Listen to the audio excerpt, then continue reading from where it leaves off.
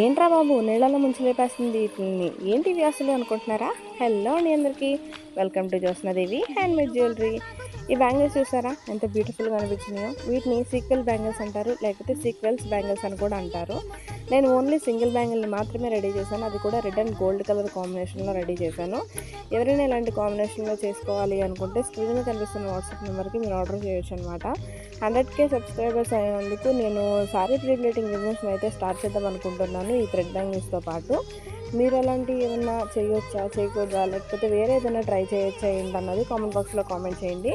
ఈ బ్యాంగిల్స్ ఎలా అనిపించినాయి ఏంటో కూడా కామెంట్ బాక్స్లో కామెంట్ చేయండి. ఎవరైనా సరే bangles, hair bands, hair clips, అలాగే మీకు కావాల్సిన ఏ ఐటమ్స్ అయినా సరే కస్టమైజేషన్ అయితే నేను చేస్తానన్నమాట. కస్టమైజేషన్తోనే మీకు ఆర్డర్ అనేది తీసుకుంటాను.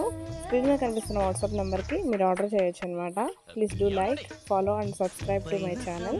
అంతే కదండి, ఇన్స్టాగ్రామ్లో Gio102 అని అకౌంట్ ఉంటుంది, అలాగే యూట్యూబ్ బయో లింక్లో కూడా ఉంటుంది, చెక్ చేసేయండి.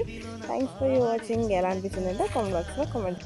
ఈ బ్యాంగిల్స్కి వచ్చేసి నేను డిజైన్ అయితే కొంచెం చేంజ్ చేశానండి, కొంచెం ఫ్లవర్ ప్యాటర్న్ వచ్చేటట్టు పెట్టానమాట. కాకపోతే ఇది ఫ్లవర్ ప్యాటర్న్లా కాకుండా అందరూ చేసే టైప్లోనే ఒక చిన్న స్మాల్ సైజు ఫ్లవర్లానే పెడితే బాగుండేది అనిపించింది. ఎందుకో కానీ ఈ డిజైన్ నాకు అంత ఇదిగా నచ్చలేదు.